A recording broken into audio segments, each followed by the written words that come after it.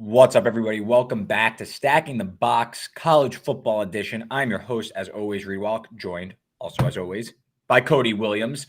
Week 10 in college football. I don't know where the time has gone, but when Saturday kicks off, it's going to be November football, Cody. Our last full month of regular season college football. December, I don't really count because you got the playoff and everything else. But we are all of a sudden in the home stretch here of college football season. We have a handful of consequential games on Saturday we're going to get to. We're going to talk a few of the remaining unbeatens. Again, we're on week 10, and there's still a handful of unbeaten teams, some of which will surprise you, and we're going to talk a little bit about them. But Cody, how's it going, man?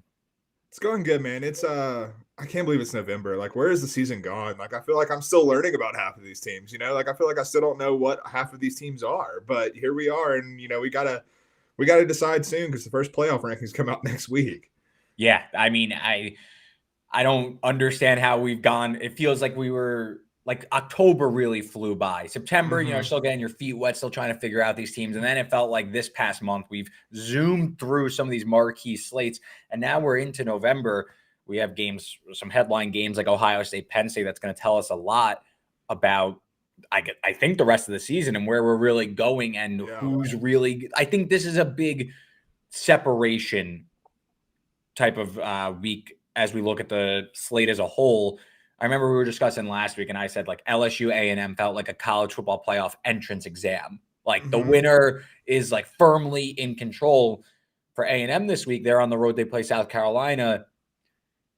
It almost feels like that might be, if they are able to get through that, I think you could really move them into the, like, no longer on the bubble. I think that team is actually firmly in the college football playoff. And there's some other games in there where teams are going to be vying for getting in good position for the end of the season. And conference championship week is upon us. We only have about 4 games left for each team. A lot of permutations are going to start to come into play here. No, 100%. And I think with Texas A&M, the super interesting thing, especially with what we saw this week from the AP Top 25, is that they are kind of blocked by Notre Dame ostensibly right now. Because they have that loss to Notre Dame on the resume to start the season. And granted, it's further removed and those are 2 different teams from what we saw then. But I do think, like, as of right now, with Notre Dame kind of being blocked as well with the teams that are ahead of them in the rankings, it's going to be difficult for Texas A&M to keep pushing ahead because Notre Dame's not pushing ahead. And it's hard for voters to put Texas A&M ahead of Notre Dame because they have the head-to-head loss. 100%. And as 10P Kids chimes in, we got some Conference USA action tonight as we're recording on a Tuesday. Max should back next Tuesday, obviously a staple of the end of the season. And as 10P Kids mentioned, brutal remaining schedule for A&M. But if you start to game this out a little bit, that Texas versus Texas A&M game on, is it Black Friday? Maybe it's the Saturday. But that last week of the regular season, both those teams might be in if they each win out and they're a 1-loss team. Loser goes to 2 losses, probably out of the SEC title game. But you'd think 10-2, either team is in the playoffs as an at-large team. Forget playing in the SEC championship game. So I think almost A&M just needs to get to that Texas game unscathed. They play at, look, we're going to talk Texas A&M, South Carolina in just a little bit in our pick segment, but A&M's schedule the rest of the way is at South Carolina this weekend. Then they get a bye, home New Mexico State, so that's a win. And then you're at Auburn. We don't really know what the state of that team is going to be like come 3 weeks from now, 4 weeks from now. And then they're home Texas, where I'm not sure. Again, if A&M is to win their remaining 3 games before Texas, I don't know if that Texas game matters as much as you would think. Obviously, it matters in the grand scheme of things, but in terms of just making the playoff, I actually don't think it matters. No, I think you're matter, assuming right. Both teams go undefeated. No, you're absolutely 100% correct. Like, it matters to people in College Station. It matters to people in Austin. But in terms of the college football playoff, it really might not because, like, the reason we're going to talk about Texas A&M, South Carolina today is because, to me, this is the spot that they have to get past to make that the case because you're on the road in Williams-Brice, very tough place to play, and against a South Carolina team that has one of the better defenses in the SEC. Again, we'll unpack this game a little bit more later, but, like, This is the spot coming off of the LSU game, going on the road to a tough place to play the week before a bye. Shouts to producer Joanne chiming in as the resident South Carolina fan, getting her word in here. But I think that Texas A&M needs to get past this spot. I'm not worried about New Mexico State. You'll find out shortly that I'm not worried about Auburn. And that Texas game, it could not Texas A&M is still going to want to win it because it does give them potential for a first round bye in the college football playoff because it could get them to Atlanta for the SEC championship. So it's not inconsequential, but in terms of making the CFP, it could be inconsequential in that capacity. Yeah. Speaking of CFP, let's talk some unbeaten teams. There are only, we got 8 unbeatens remaining in college football this season, and some of them are a bit of a surprise. And to me, we're at the point, again, Saturday is going to kick off. It's going to be November. It's week 10. You're undefeated at this point. Shouts to you, whether I believe in you or not, and we're going to talk about that, but you deserve a ton of credit for getting through the 3/4 of your schedule already this season unscathed, or in between half and 3/4. Mm-hmm. So, of course, you got your Oregon, Miami, Penn State, all impressive, all expected, though. The 5 surprises in no order: BYU, Iowa State, Indiana, Pitt, and Army are still unbeaten, as we sit here, ahead of week 10. So, Cody, let's just start right there. Which do you think – so they're all undefeated. Which do you think can actually run the table this entire regular season? So I guess you could factor in your schedule. You could say, I know their schedule's hard, but I still think that this team is the best amongst them. Who do you believe in the most going the distance here in the regular season? That's a really tough question because I'm not sure I believe in any of them to run the table. But if I had to pick one, I would probably go with Indiana. And I think the reason is as I've looked at the Hoosiers, the thing that in the Washington win last week, covering the spread without Curtis Rourke on the field, showed me a lot about the DNA and makeup of this team and what Kurt Cignetti has done with his coaching staff there. This is one of the best coached teams in college football. And I think that you add that plus the experience level of a lot of the players that are their key playmakers, particularly in the backfield and in the defensive secondary. I think that they are the best coached team. I understand that Ohio State game is still looming on the schedule. And that's obviously the one big one, but Ohio State has not looked perfect. Particularly with some of the injuries that they've suffered on the offensive line. And when you have a team that I think Indiana in that matchup, given what I think of Ryan Day and Chip Kelly, I think Indiana probably has the coaching advantage in that matchup. So I think I can map out a path for Indiana based on what I know about Indiana, because I look at BYU, I look at Iowa State. It feels just there's no flukiness, like you said, to getting to this point in the season and still being undefeated, but it still feels a little bit like a paper tiger. It feels a little bit like Oklahoma State's run that they went on at the end of last year, where yes, you're winning games and you deserve all the credit in the world because at the end of the day, the only numbers that matter are what's left on the scoreboard after 60 minutes. But BYU almost lost to Oklahoma State. Iowa State almost lost to UCF. These teams are not running away with everything. Indiana has been, and that's why I'm kind of a little bit more comfortable in saying that they have the best chance right now. Yeah, I don't disagree. I do think Indiana is going to slip up sooner or later. Right. I think Washington should have won that game against Indiana. Interesting. That pick 6 to start the game on a ridiculous play, blow up a screenplay, batted the arm. Will Rogers throws it directly into the defender's hands. Indiana gets up 7-0. But Washington really went up and down the field on Indiana. They just couldn't protect the ball, which it's part of the game, right? That's what it is. But I didn't leave. And again, Indiana played with their backup quarterback and got it done. So respect Indiana. But as someone who was super high on the Hoosiers going into the year, I actually find myself now starting to go the other way and be this team is good, but I actually don't think they're as great as their record may indicate. I think they benefited from a fairly easy stretch. Now, look, again, the schedule is pretty straightforward now, right? You beat Ohio State, you're probably running the table. I don't know if the team had, I wonder when they face a team like Ohio State, how they're really going to fare when they're really at a true disadvantage. Because again, they have not trailed the entire season, not once this season. I was kind of hoping I would see Indiana have to battle some demons being down on the scoreboard, but they weren't against Washington. And Curtis Rourke optimistic to return on Saturday at Michigan State. For me, I'm going to go with Iowa State as a team that I think could genuinely run the table. Schedule, I think, sets up pretty nicely for them. They play Texas Tech. They play at Kansas on a pseudo-neutral site at Arrowhead Stadium. They host Cincinnati, who I think is pretty good, but it's in Ames, so that's not never easy to play in Ames. And then you're at Utah end of the season, which maybe Utah plays spoiler, but I think a fairly soft landing spot given where Utah's at. That game is much easier than it was thought to be before the season. Yeah. So I think Iowa State, this is a team, elite secondary. Rocco Becht has really come on strong. They have some playmakers at wide receiver. And you just look across the board this season, Iowa State, 16th in net EPA per play, 21st in net yards per play, just getting it done on both sides of the ball. Like, no, the UCF game was tight, but outside of that, Iowa close game, but outside of that, the team has really taken care of its business when needed to. This week, you're playing Texas Tech, potentially on a backup quarterback. I don't think they're all that great to begin with. So Iowa State should be able to get through here. They're like a 2-touchdown favorite.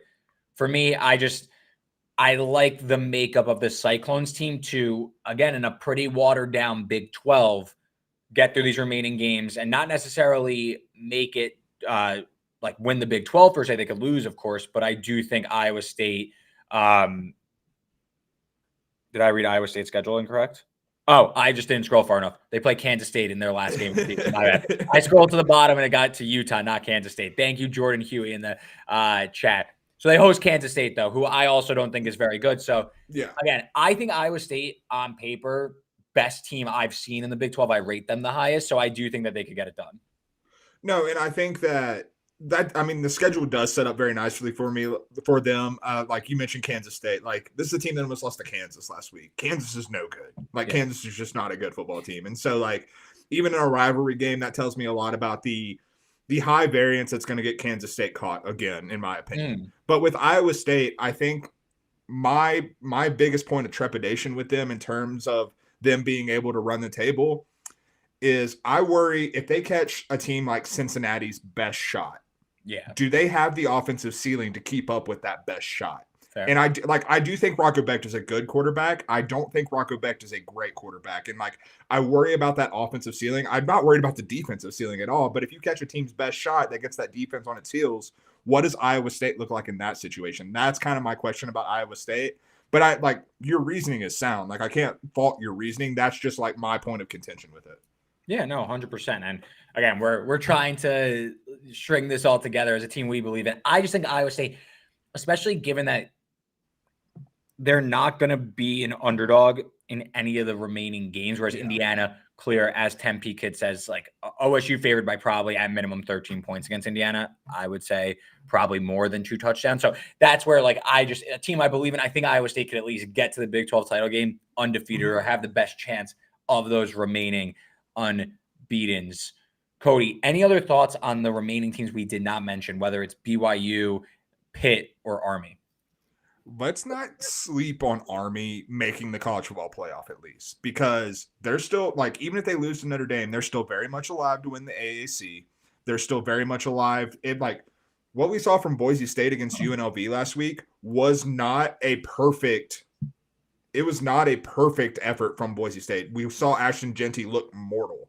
And so if they lose the Mountain West Championship game, would you rather have an 11-1 or 12-1 Army team going into the playoff as the Group of 5 champion, or a UNLV team that won the Mountain West but split with Boise and has 2 losses on their resume? Army still has a real chance to get in there. And Notre Dame, I do have them losing the Notre Dame game. I think Notre Dame proved that with what we saw them do against Navy this past week. But I do think at the end of the day, Army is, I think, a better team than Navy, and I think has a clear path to winning the AAC at this current juncture.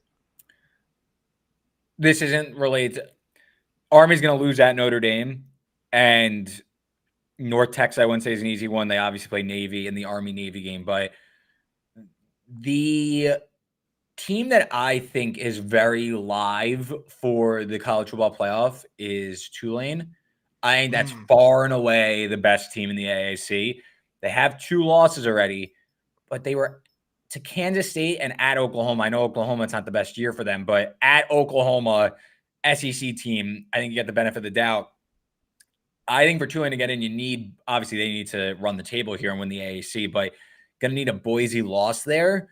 Yeah. But don't sleep on the green wave going to the CFP, in my opinion. It's starting to condense around a few teams, and obviously Boise has the leg up after beating UNLV last week, but Tulane is being ridden off where I think the lack of true contenders to take down Boise State is starting to really open the door for a team like Tulane who, yes, they lost 2 games early in the year, but it was a long time ago against some really good teams. So this is a team that I pegged before the season as my AAC favorite, that was my bet to win. And I think things could come up their way. They're like 10-1 I saw at FanDuel to make the playoff. Might be a little long given that you don't need that much to go your way. No, 100%. And I think one thing that we should never forget about the G5 is, and especially in a year like this, because I don't think there's a great G5 team. There's a lot of very, very, really good G5 teams, but I don't think there's like a Cincinnati from years past where, they're making the 14 playoff. Like there's not that G5 team in this mix right now. That creates a lot of parity. That creates a lot of opportunities for those upsets, for things to get a little chaotic. So like Tulane playing the football they are right now, that's not a bad call at all. Yeah, and I think the parity across college football, as you were just saying, where some of these teams, they're not having the sterling records that you would think you would need. Like even Boise, 1 loss to Oregon, but besides that, they're taking care of business. But after that, like Liberty's obviously out of the mix now with just 1 loss, but such an easy schedule. It's almost like 2 losses to them, where the thought was, okay, which G5 team is going to run the table or get pretty close? Now it might be, well, which G5 team has the best losses that makes it a solid scenario for them to get him. We'll see what happens with Boise State in that G5 college football playoff berth. We're going to move on, though, to our pick segment for today. Before we do that, let me tell you about our sponsor. That's Underdog Fantasy. It's the greatest time of year again. Of course, you've known that it's football season for 9 weeks of college football. We're in week 10, and it's still a great time of year. Football is here to stay until February. Over 1 million fans across 33 states got in the game last year by making picks on Underdog, and you can get in on the action too. I love Underdog. Cody uses Underdog. One of my plays for this week, if he plays, Tyler Huff, a little banged up for Jacksonville State, but if he plays, I'm taking him to go higher than 78.5 rushing yards using Underdog Fantasy. I love Underdog because it's so easy and fast to get started and play and take a player prop like Tyler Huff higher than 78.5 rushing yards. Making picks on Underdog is straightforward, and signing up is even easier. Just head over to Underdog Simple, use mobile app or UnderdogFantasy.com. Sign up with the promo code Stack in the Box, the name of this fine show. And Underdog will give you a free pick to use on your first cash pick'em entry, plus up to $1,000 in bonus cash when you deposit. That's Underdog Fantasy, promo code Stack in the Box to claim your new customer special of a free pick and your deposit offer. Must be 18 plus, 19 plus in Alabama, Nebraska, 19 plus in Colorado for some games, 21 plus in Massachusetts and Arizona, and present in a state where Underdog Fantasy operates. Terms apply.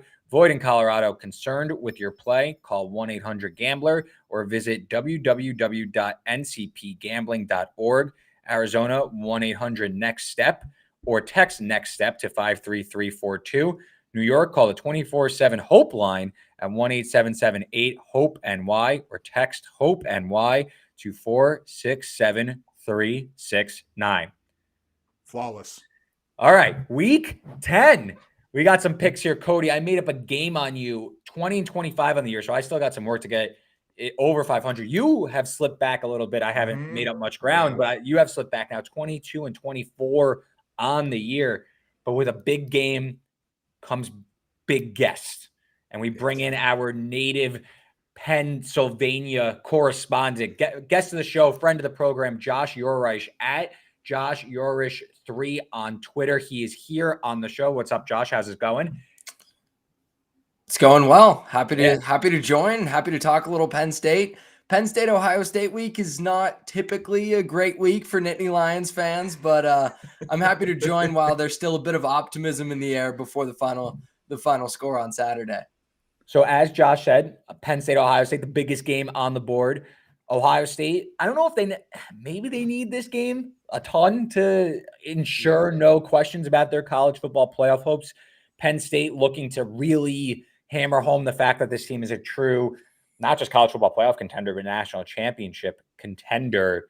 A lot going on in this game. So let's start before we do our big breakdown and our handicap and our favorite bets and everything. Josh, I'll ask you first. Drew Aller goes down with the leg injury against my lovely Wisconsin Badgers. They go to Pabula in the second half. They navigate testy waters, get away with the win.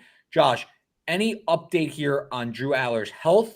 What do you and I guess let's lay it out. If Aller plays, what do you think? And if Aller doesn't play, what do you think? So James Franklin talked on yesterday, to the media, and unlike the SEC, the Big Ten, you don't really have to reveal this stuff. So he's certainly not going to. He said it could come down to a game time decision. Who knows what he knows? That's all we're probably going to hear. I don't expect any other updates coming from Franklin or anyone else in the Penn State program this week. It doesn't seem like it's something that's too serious.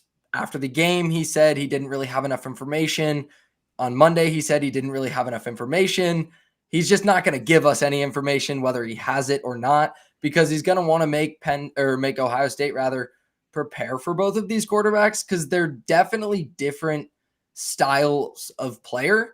And you guys saw that on Saturday. Like, Pabula is the runner. He was coming in packages even before Drew Aller got hurt, to my frustration constantly this season. But he fits the Andy Kotelnicki offense really well, from what we know the Andy Kotelnicki offense to be at Kansas, when it was Jason Bean and Jalen Daniels back and forth, because Daniels was always hurt, with a mobile guy who can operate the quarterback run. The run game was really helped by that in the second half, but I don't see Penn State having any chance of winning this game if Drew Aller isn't healthy. So that's interesting to me, Josh, because you mentioned, Pribula being a good fit for the Kotelnicki offense, which I agree with. Like, I think he's a more natural fit. Like, Drew Aller's mobile, but not used in that way quite as often. But I also think when you look back at some of the best success that Penn State has had historically, even before, Kotelnicki came to the offense, it was with guys like Trace McSorley.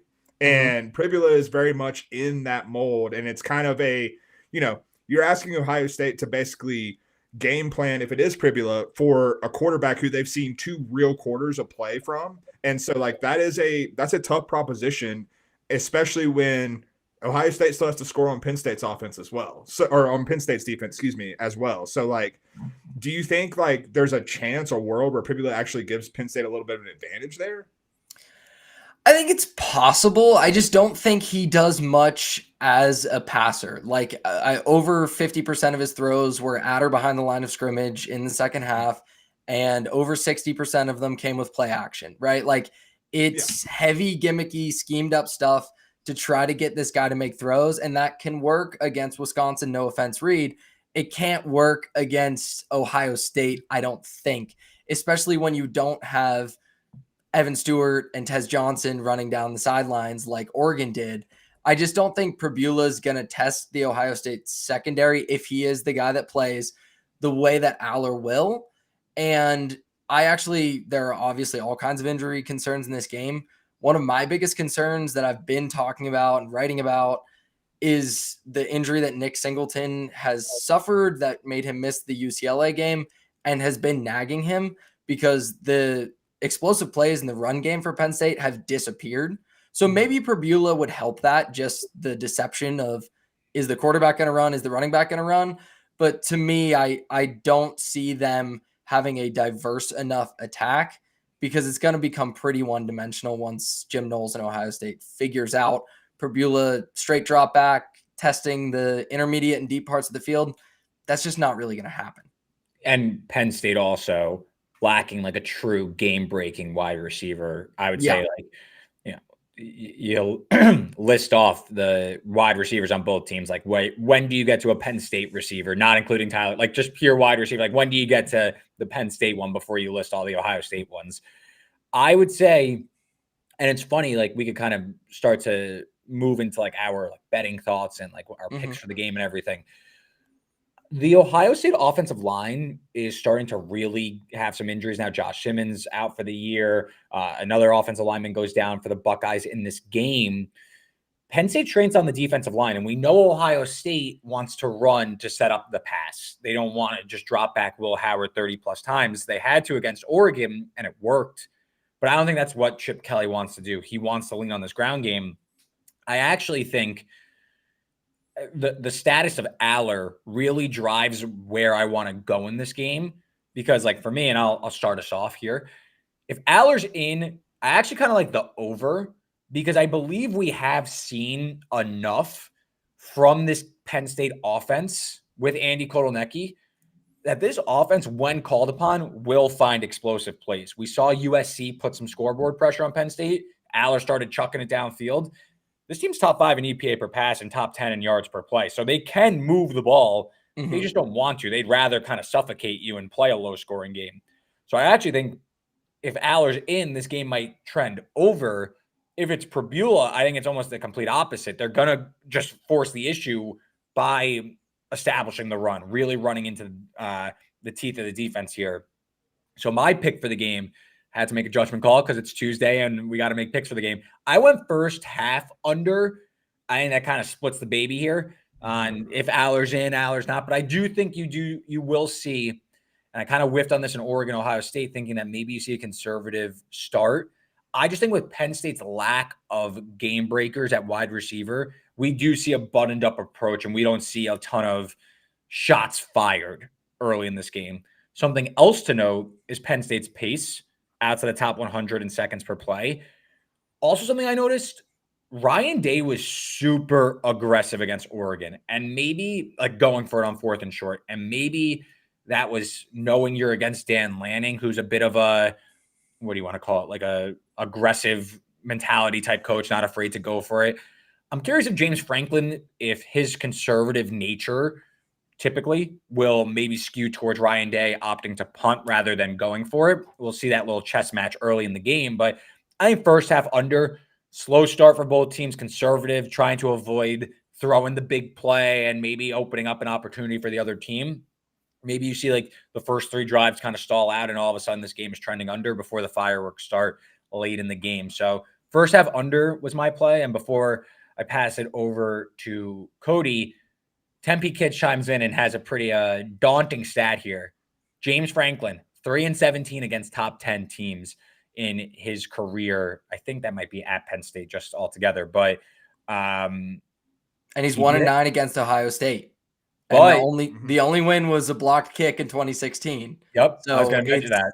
Yeah, like he's not really beaten them straight up, right? He needed that kind of fluky play to do it, and Franklin has not had much success in these types of matchups.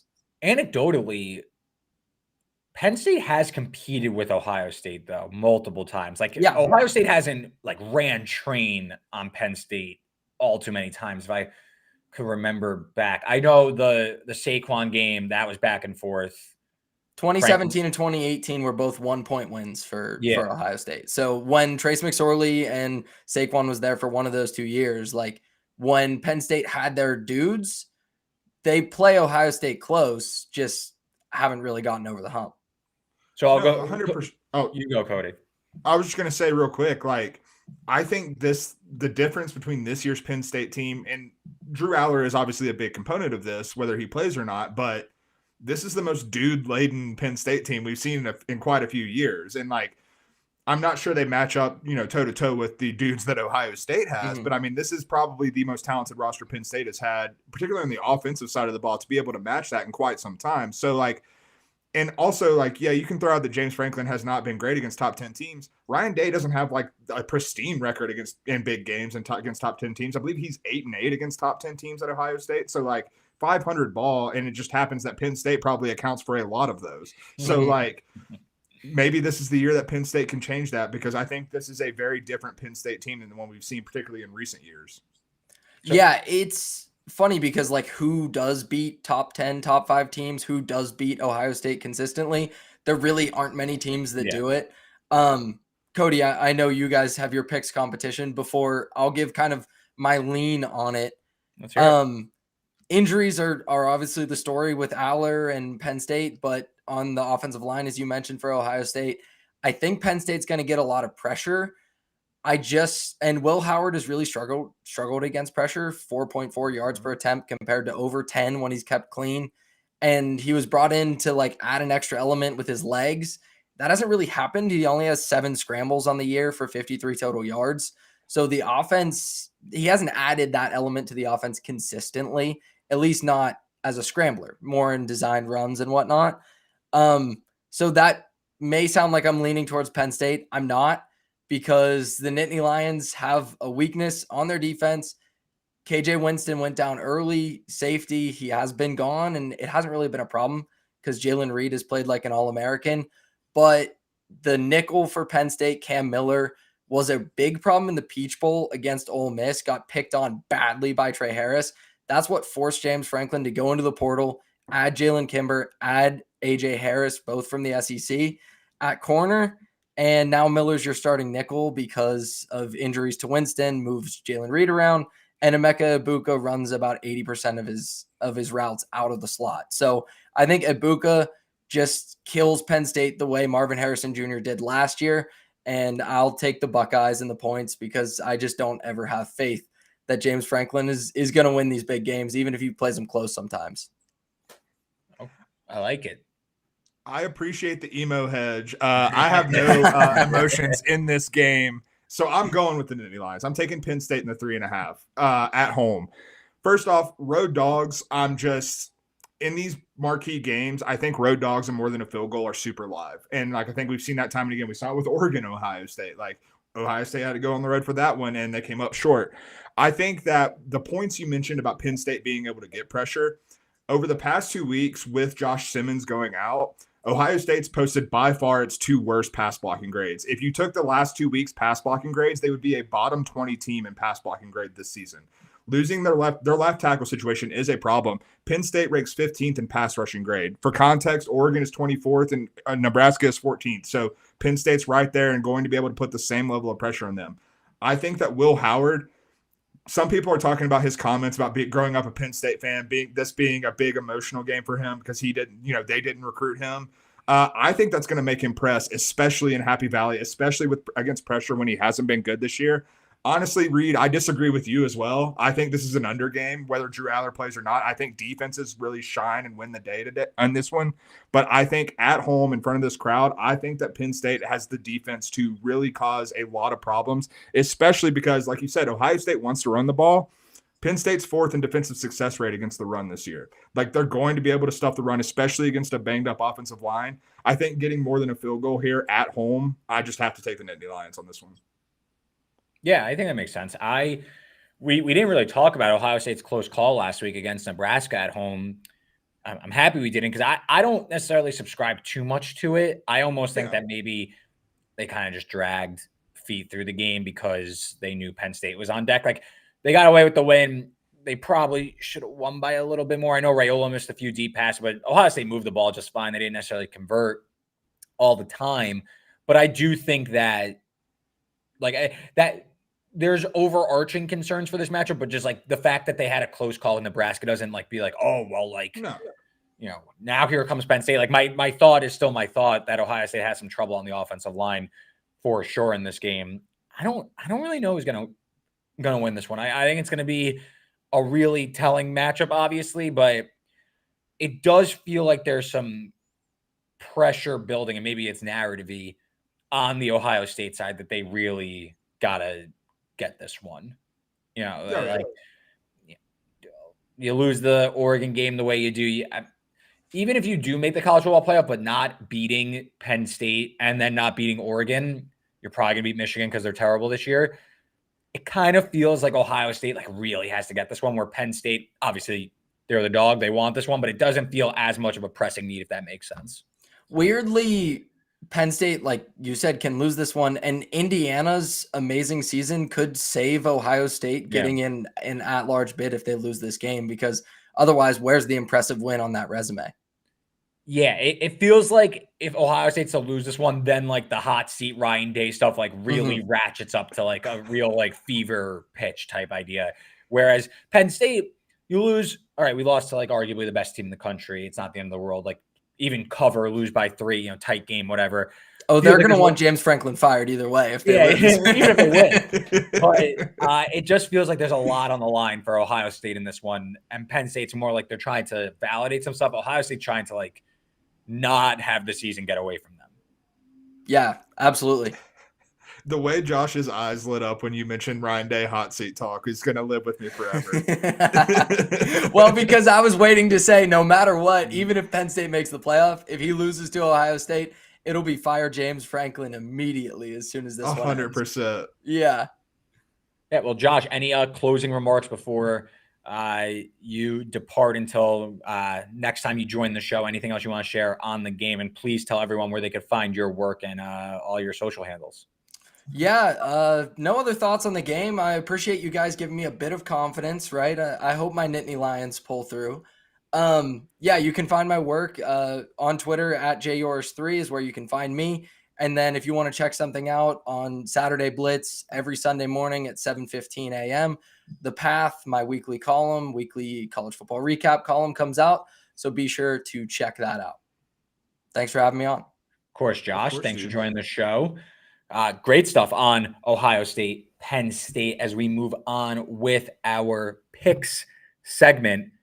So a game, we did our undefeated talk before, Cody, and we like really just glossed over Pitt. We really did. I was thinking about that. We did not give Narduzzi any love here, but maybe it was both of us just knowing how to move a show through and know that we were going to talk some Pitt SMU in a battle of ACC Unbeatens.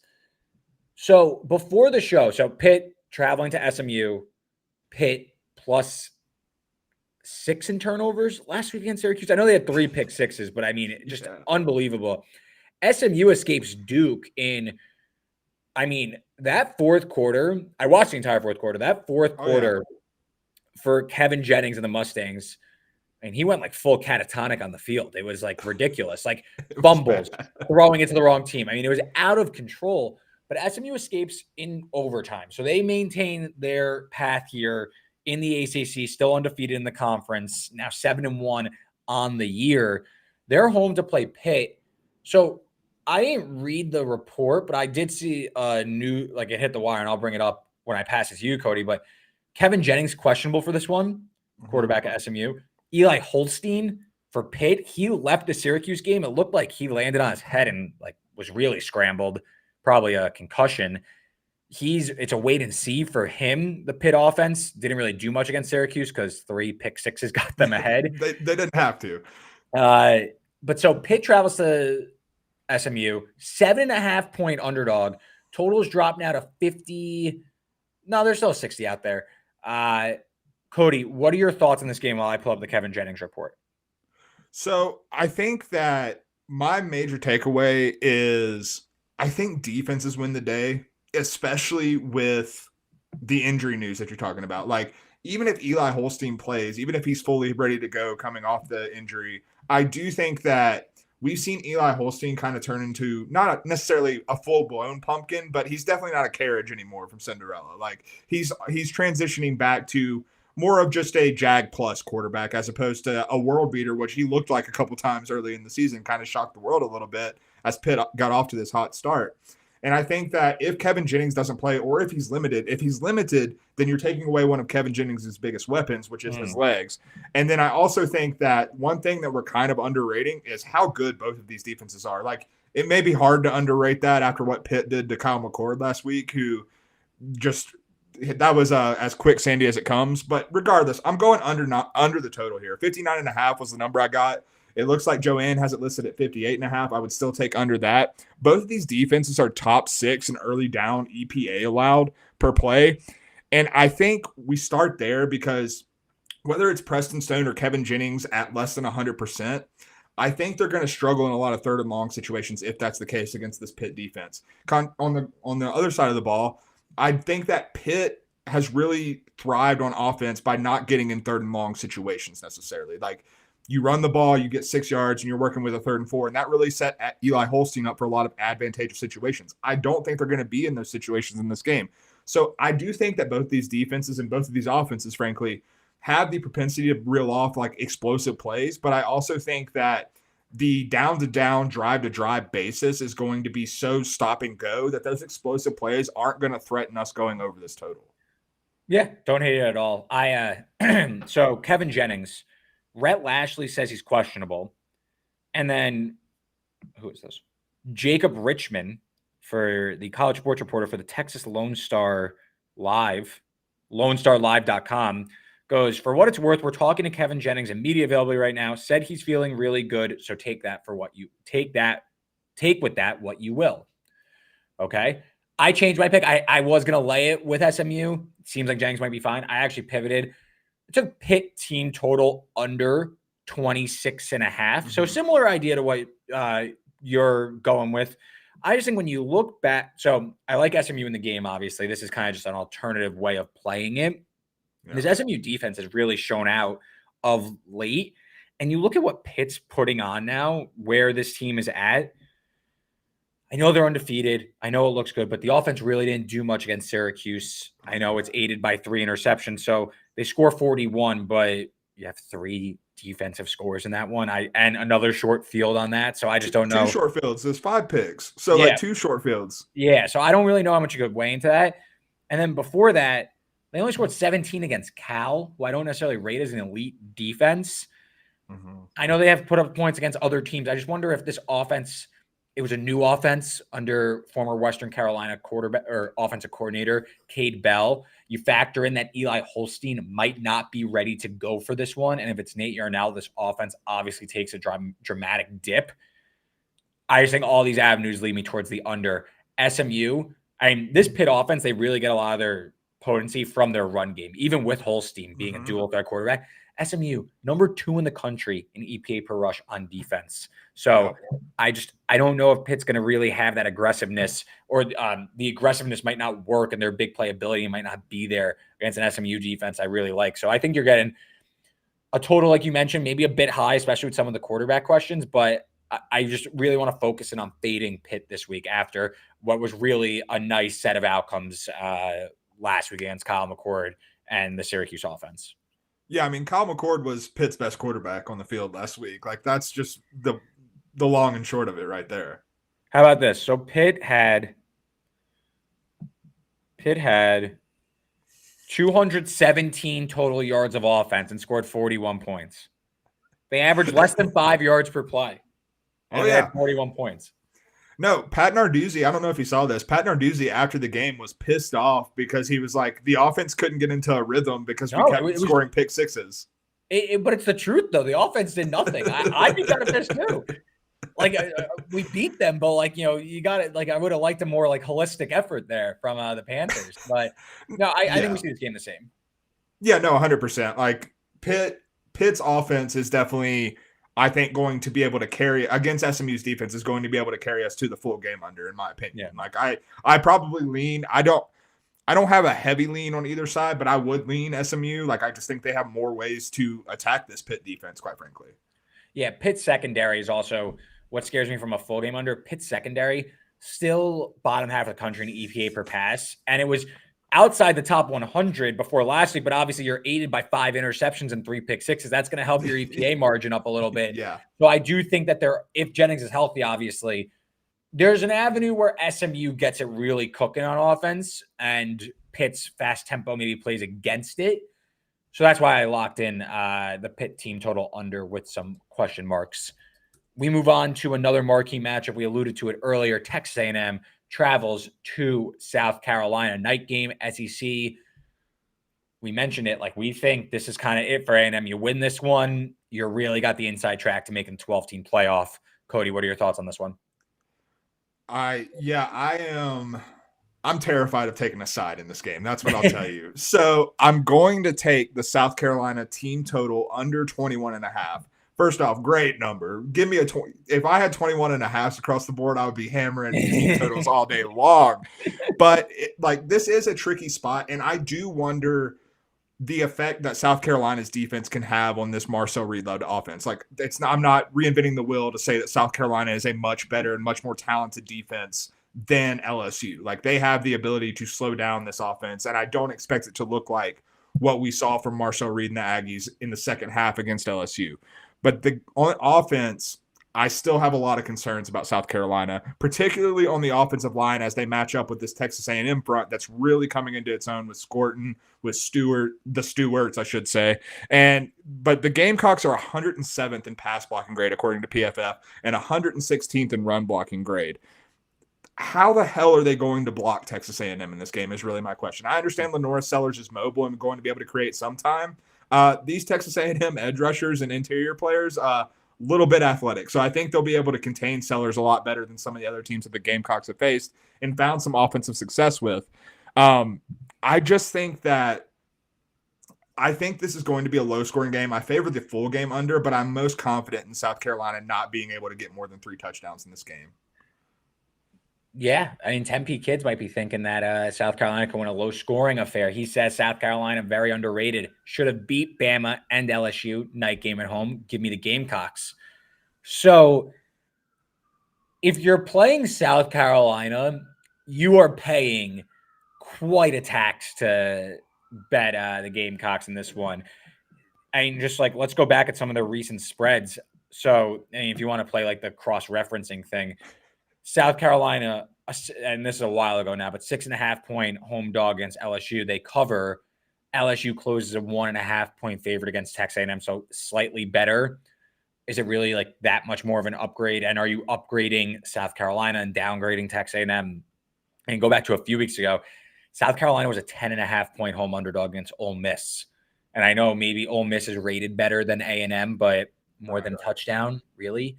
So I think you are paying quite a tax. I understand night game, as Tempe's kid said, and as Joanne was trying to tell us yesterday in our pre-production meeting. Like, I'm totally with it. I understand that South Carolina is very live in this game. I just think you're really paying a tax to get it on this one. I went for first half under in this game. So I agree with everything you said. Marcel Reed hasn't been named the starting quarterback yet. I imagine it's going to be him. I do think while A&M got it done last week and really pulled away, I think there's something to be said for LSU's defense needing to revamp its entire game plan on the fly to a totally different offense where they clearly were not prepared for the read option with Marcel Reed. Yeah. And he threw 2 passes. He ran the ball 10 times. Like, it was just very obvious that LSU was out of sorts. It worked. Great job by A&M adapting, and LSU wasn't able to. This is totally different, though, against the South Carolina defense that I think is better and now is able to be like, hey, we're repping read option and the keeper on set for this game. So I don't know if A&M is going to find the success. I don't know if either team's able to stretch the ball down the field either. Marcel Reed's only completed 55% of his passes. Lenore Seller has more turnover-worthy plays than big-time throws. South Carolina has allowed more sacks than every team but Oklahoma in the country this season. So I think the one way I get screwed on this is some sort of quick score, South Carolina beamer ball type action, fake punt, blocked punt, return punt, something like an extra, like a special teams like play. I think could really send this over because it is a low total. But I think first half, you're really going to see both teams struggle. Neither team try to open it up. Almost similar to Penn State, Ohio State in a way, in that neither team is going to try and play too aggressive because neither team wants to find themselves so far behind, knowing that they probably can't play in a negative game script. So I went for the first half under there. No, 100%. And, if we want to play the, like the transitive property game, LSU and Texas A&M went under this total last week for the first half. Did they not? I'm remembering that correctly. 17-7. So it snuck over, but okay. I apologize. It would have went under the first half total for the game. Under that one. And now you're giving me like a 1.5 difference off of what they scored in the first half. And you have LSU, who is a miles better offense than what South Carolina can offer. And South Carolina is a better defense. Like, I think, just using the transitive property there, I really like this play. Like, I think not a lot of points is how I'm looking at this game, which is why I'm staying away from the side, because I just like you said, you're paying a premium if you're on South Carolina's side, but I understand every reason that this is a tricky spot for Texas A&M. Like, it's a very tough spot. I will say, if Mike Elko puts Connor Wegman back in there, I'll lose all faith in Texas A&M. My thought is Connor Wegman day games, Marcel Reed night games. I love it. Or maybe just switch at halftime every single game. Connor Wegman, I mean, daytime game against Missouri, he looked like a Heisman contender. Night game, Missouri Notre stinks. Dame. Missouri stinks. He can't do night games. Notre Dame, he was seeing ghosts. LSU, he was seeing ghosts. I'm telling you, Connor Wegman has an early bedtime. You know, maybe he has bad night vision. Maybe that's what it is. I'm telling you. I think A&M pulls this out, but if you remember, like I mentioned this to you a few weeks ago, like I think A&M wants to play these like NFL style scoring games, like 2017, 17, 14, which I think there's a lot of avenues to the under there. Maybe some more like, settling for 3 and stuff like that. 9 weeknight games, including 3 tonight on Tuesday while we record. Let's talk some Wednesday through Friday action though. Anything jump out to you on the weeknight card, Cody? Yeah, I'm looking at Jacksonville State plus 2.5 at Liberty. And I think we're getting some value here because of the uncertainty that you mentioned in the underdog read about Tyler Huff's injury status. The fact that he is injured, I think Jacksonville State should be favored in this game, quite frankly, based on and that's not an overreaction to what Kennesaw State, who is horrendous, did to Liberty last week to give them their first loss of the season. Liberty has not been that impressive this season as a whole. This is not the Liberty team that we saw last year that just kind of ran through every G5 competition that was placed in front of them. They have allowed at least 24 points to opponents in all but one of their games this season. Like, this defense is a step down from what we saw last season. Caden Salter does not have the same weaponry that he did last year around him. And I just think this is a lesser Liberty team. Meanwhile, Jacksonville State, since getting into CUSA play, has averaged more than 50 points per game. Rich Rod has this thing humming as the level of competition has kind of gotten onto their level. Granted, Tyler Huff is a big part of that, but I think that we saw what a mobile quarterback can do for the passing game against this Liberty defense. I think we see Rich Rod really dial it up with Tyler Huff or whoever's at quarterback, because it's Rich Rod. I have a lot of faith in Rich Rodriguez to dial up an offense against this Liberty defense. And so I think that since Jacksonville State, if not for the injury, would probably be favored or at least a pick 'em in this game, I'm getting some value here. So I'm going to go with Jacksonville State to get the win or to cover the 2.5 here.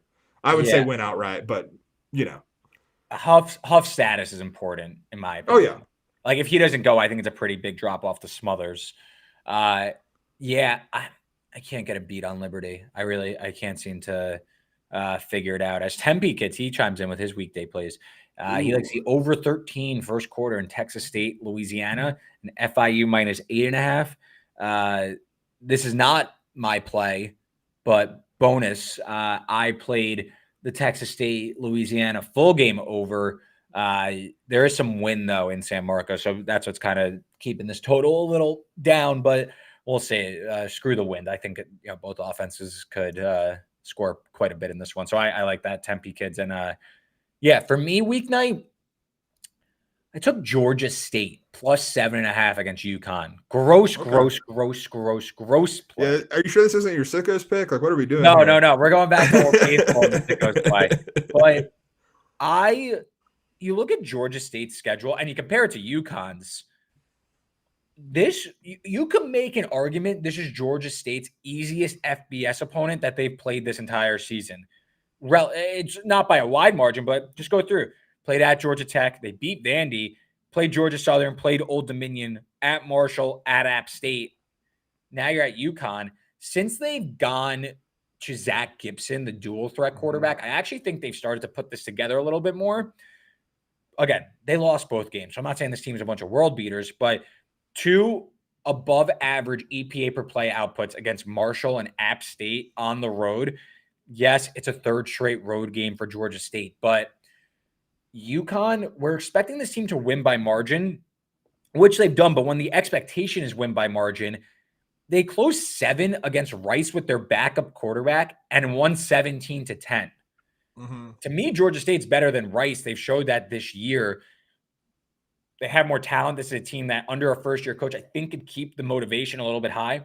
I just like getting over a touchdown here against a UConn team that, yes, team is trying to fight for bowl eligibility. They're 1 win away. Doesn't mean they have to blow out their opponent. So I took the points with Georgia State on Friday. It's gross, but Georgia State's been playing a lot better football. And like, these are two teams headed in opposite directions. I still think UConn is the better team, but like UConn has, as Tim P. Kid said in the chat, UConn has started to like peter out at least a little bit. They're not, it's not the same team I think we saw earlier in the year where they were winning with a little bit of margin and like looking quite impressive. And Georgia State, on the other hand, they look discombobulated, which given what their offseason coaching situation looked like, are we surprised by that? Yeah. They had a coaching turnover in the middle of I think it was middle of April. So like, yeah, you're going to have a lot of like hardships coming from that. So I think that you're on the right side of this for sure, especially getting the hook on that side of 7. Yeah, keep an eye on Gibson and his ability to rush.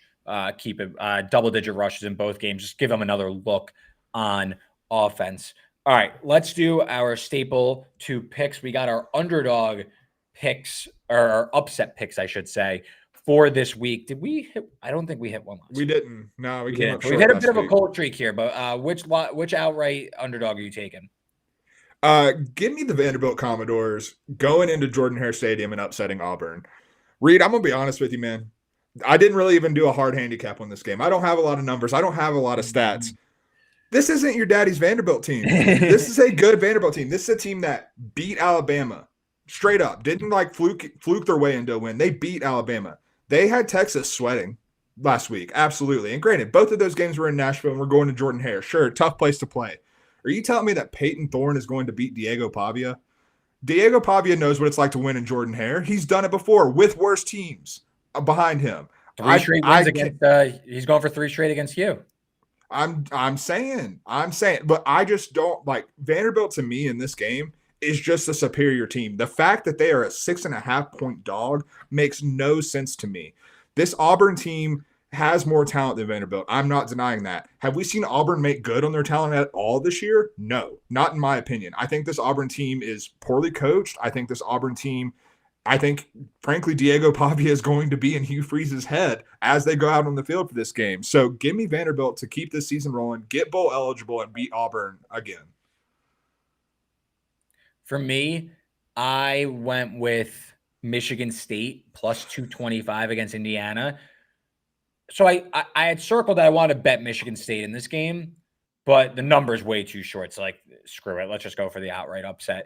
I know they're getting Curtis Rourke back. I'm totally with it, but this Michigan State team has shown an ability to play at a high level, if the opposing offense isn't humming, and we'll see how Curtis Rourke looks, I think Aiden Childs could play enough it's a high variance game, but I'm leaning into that by taking a plus 225 underdog. Yeah. I think Indiana, you're going to start to see the turnover margin maybe start to peter out. Again, maybe this blows up in my face and Indiana rolls again, but this team is starting, in my opinion, to thrive on borrowed time.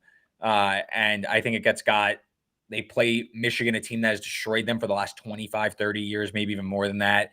Next week, this was like the perfect little sandwich spot here at Michigan State. Maybe Sparty kind of hit the boosters against Michigan and they're out of gas, but honestly, not a lot of dogs that I really love on this card to begin with. Yeah. So this was one I circled as a team I liked. The spread came in a little lower than I thought. So Michigan State's my pick. I think on the right day, if you get Aiden Childs, he can win this game. So let's hope the right day's on Saturday. That's legitimately what I was just about to say is I know I said I'm most confident in Indiana to run the table of the, surprise undefeated teams this year. But at the same time, like Michigan State is like one of the highest variance teams in the world because of Aiden Childs. And so like, I don't mind paying a plus 225 price to see what Aiden Childs you're getting on Saturdays, particularly in East Lansing. Again, like it's been smooth sailing for Indiana. What happens if Michigan State scores first? Let's just see what happens. Let's see what happens. All right. Sickos pick of the week. Cody, where are you going? I'm going to West Point because we've got a Service Academy matchup, but I'm not going for the under. I'm taking Army and I'm laying the 22.5 as a home favorite. Look, Army's been blowing a lot of teams out, man. That's just kind of what they've been doing this year. And Air Force is a team that they can absolutely blow out and add to their resume. Army's defense, I'm actually going to start with that side of the ball, ranks top 50 in EPA per rush allowed and EPA per dropback allowed. Air Force's offense, 117th in EPA per rush. You're an option team and you're outside of the top 110. Are you kidding me? And then 128th in EPA per dropback. So even when they do pass, it's not been effective at all. On the flip side of that, Air Force's defense, you may think, okay, they practice against the option every day. They should have an ability to stop that. Not the case. They lost to Navy 34-7. They're 111th in EPA per rush allowed, 126th in EPA per dropback. I think Army reels off explosive plays constantly. That Navy game was in Colorado Springs. This is in West Point. 22.5 is too small a number. They're disrespecting my boy Bryson Daly. I think Army wins this by 30+.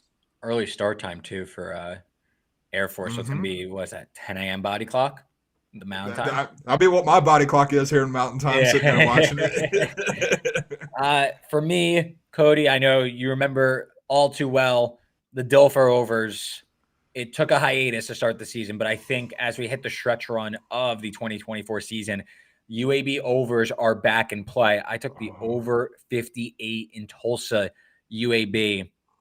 Simply put, two crappy defenses, two offenses that play fast and pass the ball a lot, each top 50 in both pass play percentage and tempo, seconds per play. I just think neither defense is getting stops here. Where I lose, I'll tell you where I lose than where I win in this one, because I don't see many answers coming from either defense. Both units are outside the top 115 in terms of EPA per play. They are also outside the top 115 in red zone touchdown percentage allowed, and also outside the top 115 in explosive pass defense. Where I think this goes wrong is like red zone debauchery, like fumbled snaps, holding penalties at the 5, like stupid things like that. That really, I mean, they're two bad teams. It could happen. But to me, I just think this game gets loose. UAB is sticking with Kitna, their quarterback, who actually showed a little bit of life. Last start prior to their bye week against South Florida, scored 25 points. They allowed 35. Tulsa, on the other hand, down like 38-7.5, come back and win the game in regulation against UTSA. I just think that shows the high end that this Tulsa offense can score against poor competition. Tulsa's played both teams have played like sneaky, difficult schedules. Keep an eye on Cooper Laga, the Utah State transfer, playing good ball for Tulsa, and also Camden Benjamin, stud receiver for Tulsa. If he stays in college, I could definitely see him transferring up to the P5 level, P4 level. So to me, I need pretty much 4 touchdowns each, right? That gets you 56. Tack on a field goal, 31-28 somebody. Definitely could see it. I think this game is like a stupid game with a lot of broken tackles, and the game goes over the total. I can't fault you. I think the thing that would worry me is UAB being on a little bit of quit watch, because Dilfer Tulsa will score 45. Hey, maybe it happens. Was more talking about them doing their part. Can they get 2 touchdowns if that happens? Yes, Tulsa can't stop anybody. I could line up at receiver and hit a few big ones against Tulsa. Okay, I'll be your quarterback. Don't worry about it. Yeah, that's our show. Great stuff. Great deep dive on the Penn State Ohio State game and the entire Week 10 card. We will be back next week, next Tuesday, same time as always, live and in your podcast feed. We're going to do our mock 12-team playoff bracket, which I'm sure will be super, super uniform across both of our brackets, Cody. I'm bringing like a written bracket. I'm drawing one out. I'm taking printer paper. I'm drawing it out. But I'm sure we will have some super nonchalant, non-emotional conversation about our 12-team first run-through at a playoff bracket. Yeah, we're both super level-headed and definitely don't get worked up over small things. So I'm sure it'll go really well. Yeah, so before we get out of here, why don't you recap our picks, and I'll start drawing up my permutations on every bracket. There we go. So I've got Penn State plus the 3.5. Give me the under 59.5 in Pitt SMU. Also like under 58.5 if that total has dropped. Texas A&M, South Carolina. Give me the South Carolina team total under 21.5. Give me Jacksonville State plus the 2.5 at Liberty. Give me Vanderbilt to beat fraudulent Auburn in Jordan Hare at plus 195 on the money line. And then give me Army supporting the troops minus 22.5 against the troops I'm not supporting, the Air Force Falcons. And then for me, I played the first half under 23.5 in Penn State, Ohio State. The Pitt team total under 26.5. The first half under 22.5 in South Carolina A&M. Took Georgia State plus 7.5 against UConn. Michigan State to win outright against Indiana plus 225. And the Tulsa UAB over 58. Cody, great show as always. Make sure to sign up for Underdog Fantasy using the promo code Stacking the Box. Tempe Kids telling us, Cody, you're going to be regretting Penn State plus 3.5. So it seems like Tempe Kids. She's been along the entire show. Thanks for tuning in. He likes the Buckeyes. But we'll be back next Tuesday talking college football. Enjoy the games this weekend. I regret most things I do, but we'll see you then.